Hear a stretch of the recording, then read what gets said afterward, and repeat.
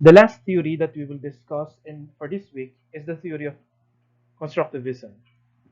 Constructivism is a theory or more of a reaction of international relations scholars with regards to the failure of neo-realism in explaining the end of the Cold War. Kasi diba, as I have told you, neo-realism um, predicted that the Cold War will extend for another 50 years. However, in the end of the 1980s to the 1990s, natapos ang Cold War.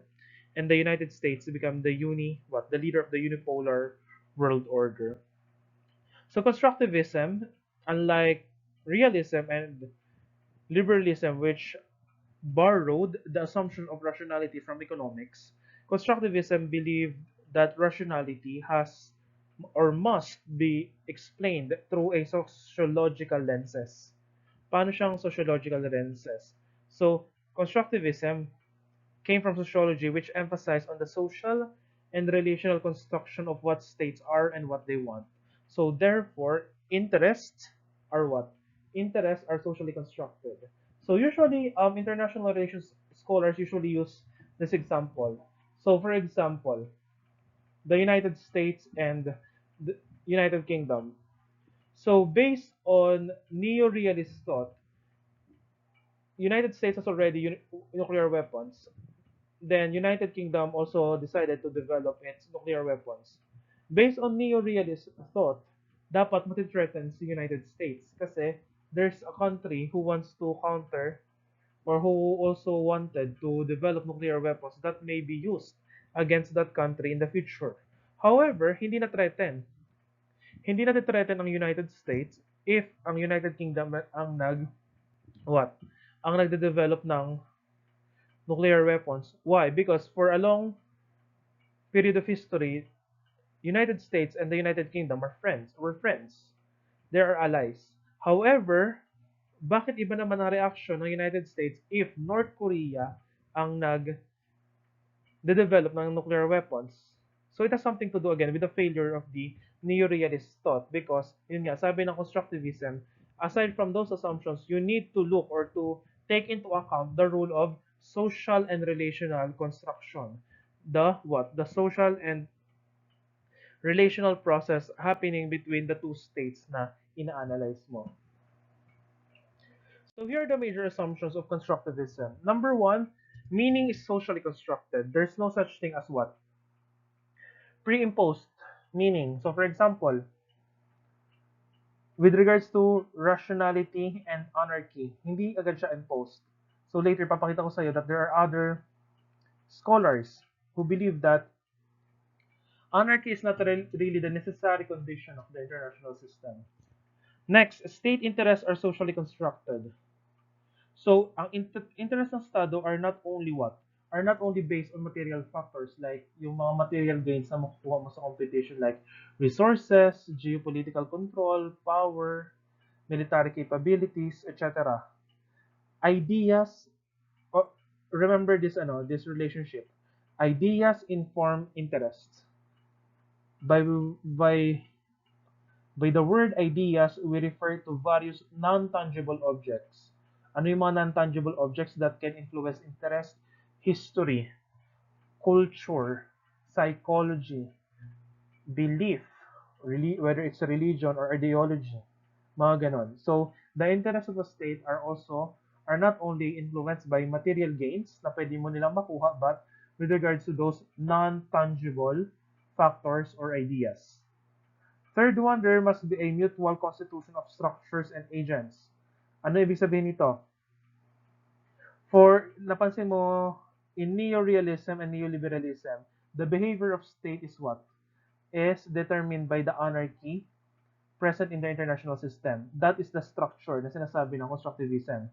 And yung agents as yung state. However, para sa constructivism, there's no such thing as prescriptive assumption of possible state behavior that it is being determined by anarchy. Bakit? Because meron daw tayong tinatawag na structuration. So, yung anarchy na meron sa international system, hindi yan abstract idea na anarchy, na magulo lang. Yung anarchy na yan ay ginawa ng mga states. So therefore, yung state na ina-analyze mo kung ano yung magiging kanyang behavior or action shall be analyzed with regards to its relations to those states na involved sa anarchy na yon. So, kaya nga ang tinatawag natin is structuration. Next, as I have said earlier, constructivists do not really believe on the necessity of anarchy. For them, there are multiple logics of anarchy.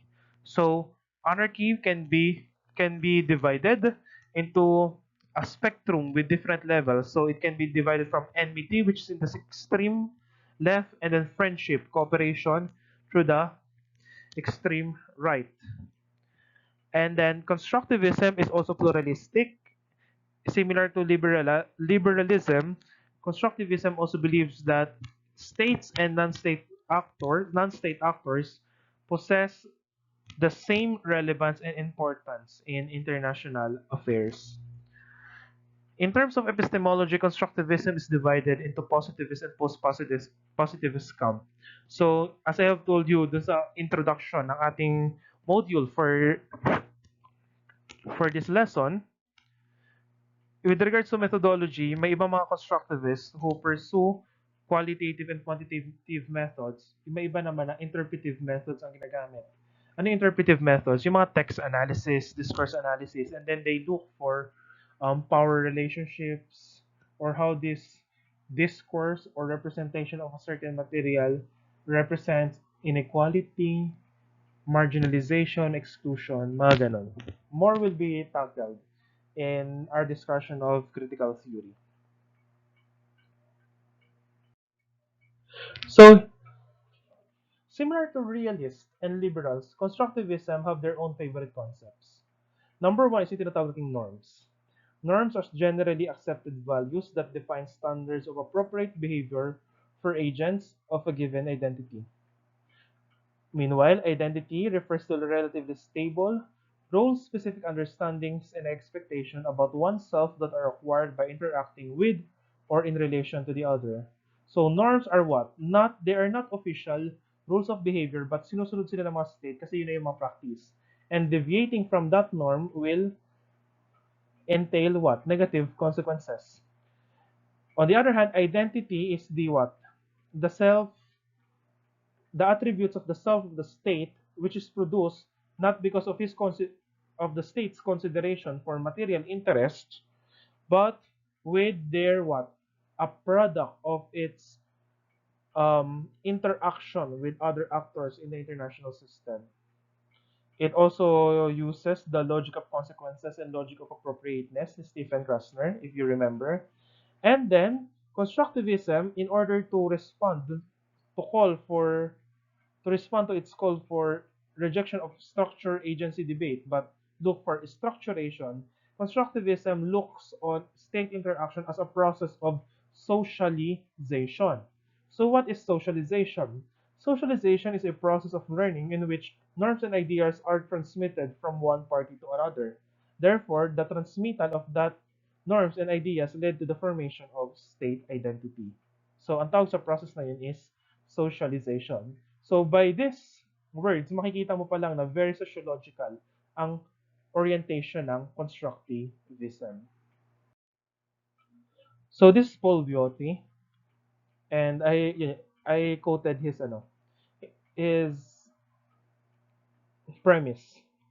International politics is guided by intersubjectively shared, tandaan mo, subjective, hindi siya objective. So it depends. Usually it depends on the situation. And institutionalized by norms, rules, ideas, beliefs, and values held by actors. Norms, yung sinishare. Yung intersubjective sharing and institutionalization refers to socialization. And then, the product of that transmission of norms through socialization is state identity. So question, liberalism also talk about institutions and norms. How do we distinguish liberalism from constructivism? Here's the key. For liberalism, they privilege institutions. So for liberals, institutions produces norms, and these norms will guide state behavior. On the other hand, Constructivism believes on a two-way process.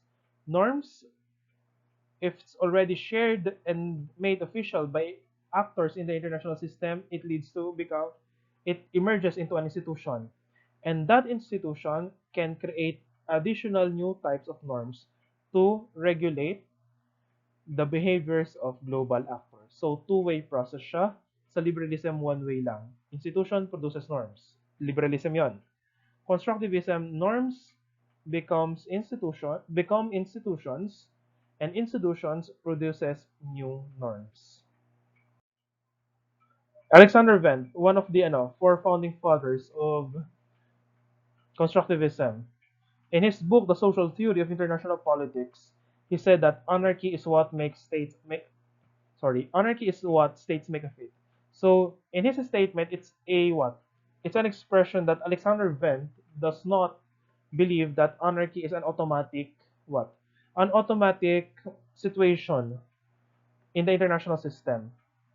It depends on the actors on how they deal with each other, which led to some instances of anarchy.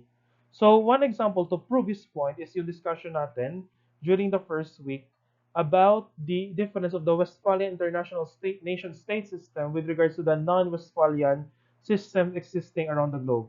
The anarchy that realists and liberals assumed,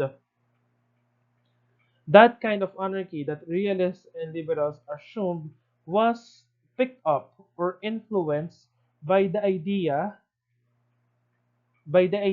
or the historical context of the Westphalian nation-state system. Bakit? Because the scholars who developed the realist and liberal view came from the West.